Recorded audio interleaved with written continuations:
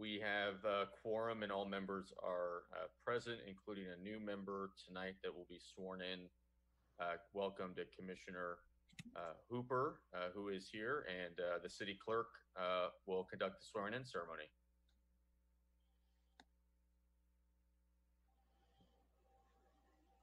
Is the time for that now, Scott? Yes. Okay. Thank you. So Blake, if you will raise your right hand and repeat after me. I state your name. I, Blake Hooper, Do solemnly swear do solemnly swear that I will support and defend that I will support and defend the Constitution of the United States, the Constitution of the United States, the Charter of the City of Petaluma, the Charter of the City of Petaluma, and the Constitution of the State of California and the Constitution of the State of California, against all enemies, foreign and domestic, against all enemies, foreign and domestic, that I will bear true faith and allegiance that I will bear true faith and allegiance to the Constitution of the United States, to the Constitution of the United States, the Charter of the City of Petaluma, the Charter of the City of Petaluma, and the Constitution of the State of California, and the Constitution of the State of California, that I take this obligation freely that I take this obligation freely without any mental reservation without any mental reservation or purpose of evasion, or purpose of evasion, and that I will well and faithfully and that I will well and faithfully discharge the duties discharge the duties upon which I am about to enter. upon which I am about to enter. Congratulations and welcome. Thank you. Thank you very much. It's an honor to be here.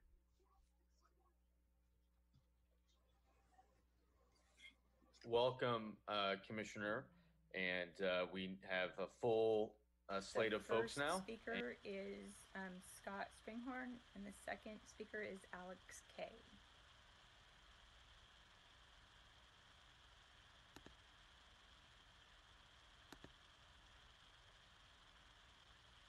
Can you hear me? Yes, we can hear you. Oh, yeah. I attest and affirm that the following statements are true, accurate, and within my personal knowledge. The Petaluma Creamery has already been recognized as a historic site at the national and state levels. In the SHPO materials that were given to the Petaluma Planning Department by Terracon in June of 2019, there are 2 letters from the State Office of Historic Preservation. In both of these letters, the State Historic Preservation Officer Julianne Polanco states and designates that the Petaluma Creamery is eligible for the National Register under criterion A and C. Properties determined eligible for listing the National Register or the California Register will have status codes assigned to them based on the process this historic determination has occurred. Based on the California Historical Resource Codes for this property in Petaluma, this would be a 2S2, which means individual property determined eligible for the national resource by consensus through Section 106 process is also listed in the California Register. The consensus determination occurs when a federal agency makes a determination under Section 106 for an undertaking determining that a historic property is eligible for the National Register, and the SHPO concurs with that, hence a consensus. This property is automatically listed on the California Register through this process. Based on the Petaluma Creamery being eligible for the National Register and that it is automatically listed on the California Register, it then means that this is automatically determined eligible as a historic site, even if it is not designated or recognized at the local level. Per the City of Petaluma Municipal Code 14.44.020 S.4.I, it defines a telecommunication facility minor if telecommunication facilities on a structure recognized as historic landmark. For the municipal code and based on that the creamery has already been recognized as historic, this project should immediately go back to its original status when the application started. Change it back from a major wireless facility where it currently is to a minor wireless facility, the original and correct status. In addition, based on the City of Petaluma Historical and Cultural Preservation Committee Code 15.0408, it also states that landmarks shall be defined as buildings or sites listed on the State Office of Historic Preservation's Directory of Historic Properties, for example, Historic Properties Data Inventory, or designated by the city at the local landmark, as a local landmark. By this city code, the Petaluma Creamery needs to be included into the HCPC And this entity will now have the rights to look at this product and have oversight that goes with it. Hopefully, based on the findings of the above, this material information must be shared with Verizon, and the project must then be turned into a minor facility and all of the regulations and code that go with a minor project at the creamery. Thank you for your time. Okay, thank you. And the next speaker, Alex, will have 3 minutes. I attest and affirm that the following statements are true, accurate, and within my personal knowledge. In the past 12 months, the Petaluma Creamery on 611 Western Avenue completed a federal National Historic Preservation Act review as part of its application to install 16 macro tower antennas on a roof of one of its buildings. On this historic landmark, the creamery's owner intended to point 16 6-foot-tall wireless antennas directly at his neighbors that live within a 3-mile radius of the creamery. These antennas have the capability to output more than 500,000 watts of effective radiating power. Those on the hillside above the Petaluma High School and across Bodega, Washington, will be in direct line of sight of the main beam of this 24/7 toxic pollutant. A pollutant so potent that Lloyd's of London, Swiss Re, AM Best, and the major reinsurers of the world have decided they will not cover claims for injury, death, and illness from such exposures. The installation of such heavy industrial equipment on a light industry agricultural processing facility would forever change the residential character of about 28 square miles of Petaluma, which is zoned for more than 90% residential. The antennas would cause many to lose up to 20% of their home values and would drive others out of their homes because they would not be guaranteed basic public safety or privacy in their own homes. That would be a violation of the California Constitution, which grants us inalienable rights to both safety and privacy. The application that the M Group, the contract planners of Petaluma, has been working on with the applicant has proceeded in secrecy for almost 10 months. The applicant, Complete Wireless, is a shell company designed to shield Verizon Wireless from the very claims for injuries, illnesses, and death from excessive effective radiating power exposure that Verizon discloses to its investors in its 10K statements, but not to its consumers or to the city of Petaluma staff. Finally, on June 10th, 2020, the N Group posted a webpage about the massive wireless telecommunications facilities, and they attempted to give the thousands of residents affected only 13 days to defend their homes and their lives before this item was to be presented to the Planning Commission. Well, Petaluma's rose to the challenge, formed Petaluma West VHP, and despite City Hall being closed to the public due to COVID-19 shelter-in-place restrictions, have worked hard to defend their homes and families. They started a website called Unsafe at NEG. They posted a change.org petition opposing the massive WTF project and gathered nearly 5,000 signatures. They compiled evidence and placed it into the public record of Petaluma. To establish that the Petaluma Creamery has already been recognized as a historic landmark property by the state of California. You see, the very process of going through the NHPA review did it. The property is now recognized by the state of California as a historic landmark, completely independent of any local opinion, even the opinion of the landowner. This is a done deal. The applicant did this to the very location upon which it hopes to install this massive antenna farm. I have expressed no matter of mere concern, but solely matters of substance, fact, and law. Thank you for your time. I attest and affirm the following statements are true, accurate, within my personal knowledge. It was great to hear the oath this evening. It is good to know that each of you have taken an oath to protect the Petaluma residents against the invasion from all enemies, foreign and domestic.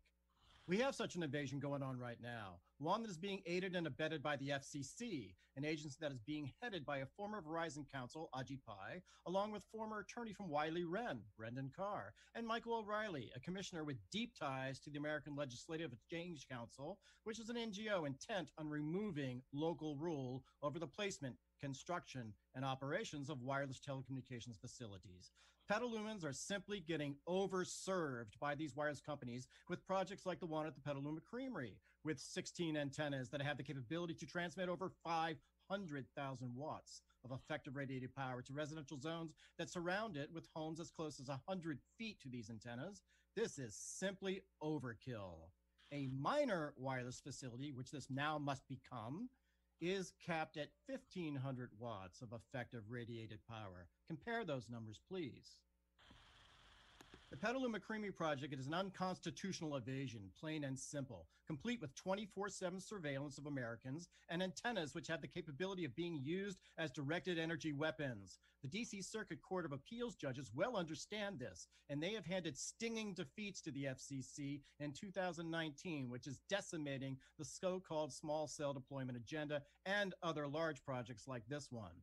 In 2019-2020, the FCC has been a serial loser in the courts, and we expect another 2 orders to be vacated in a matter of weeks, FCC 18-133 and 18-111. The residents of Petaluma oppose the unnecessary taking of our safety, privacy, and property values for the further enrichment of private wires companies, and has placed substantial written evidence in the Petaluma record that such a taking is both wrong and inconsistent with the legislative intent of the federal 1996 Telecommunications Act. It is exceedingly improbable that U.S. Congress, in passing the 1996 TCA, intended for the population to sicken and die in order to maximize the profits of wireless companies, especially considering the goals of the act have largely been achieved. In March of 2017, in a Senate Commerce Committee, we have testimony by Roger Etner. He says 98% of Americans can choose from 3 wireless network-based operators, and 94 can choose from 4.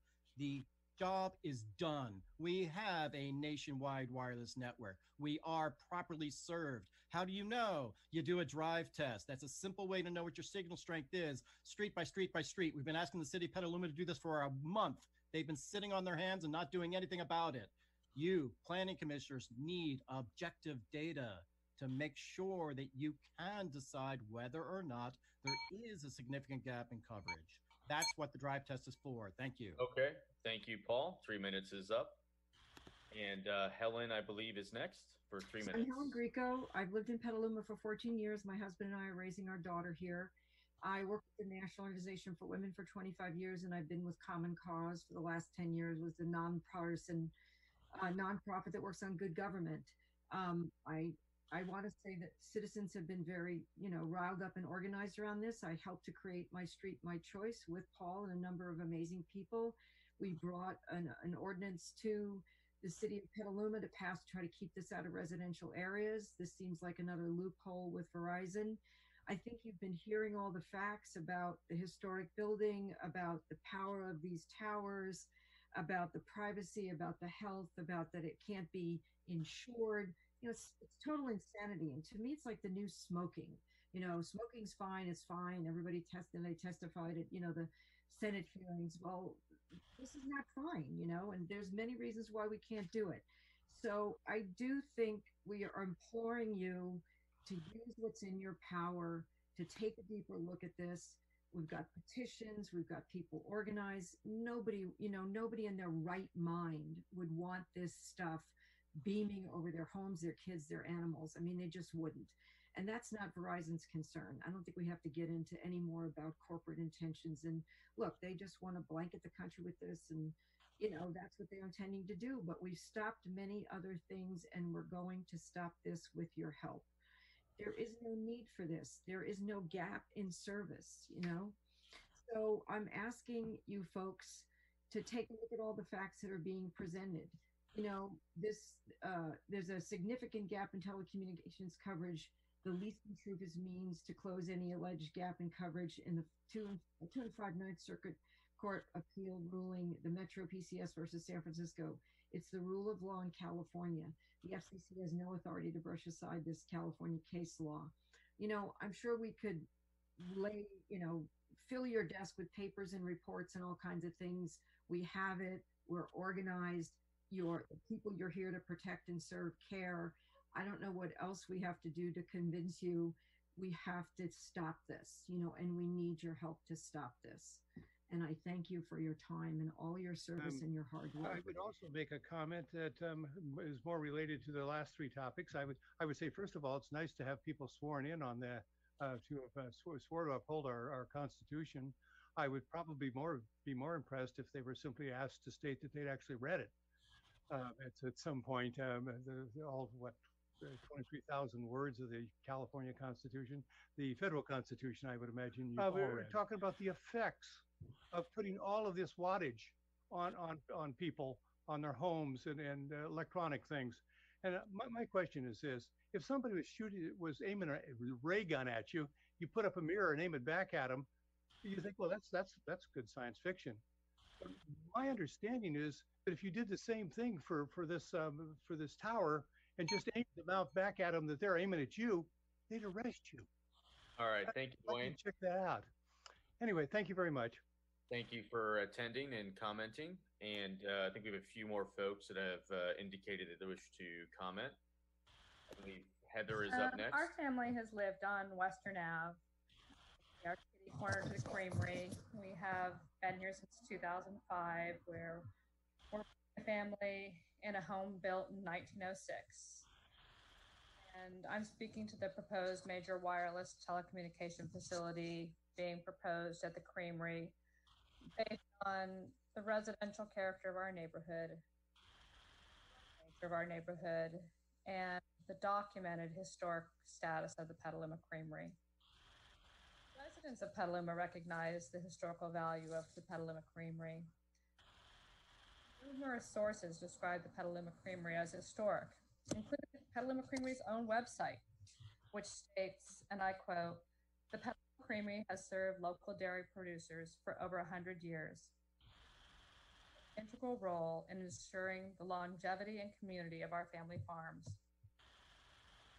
In 2013, when the creamery turned 100 and we went to the birthday party, the Sonoma County Farm Bureau wrote in an article by Tim Tosconi about the creamery's history.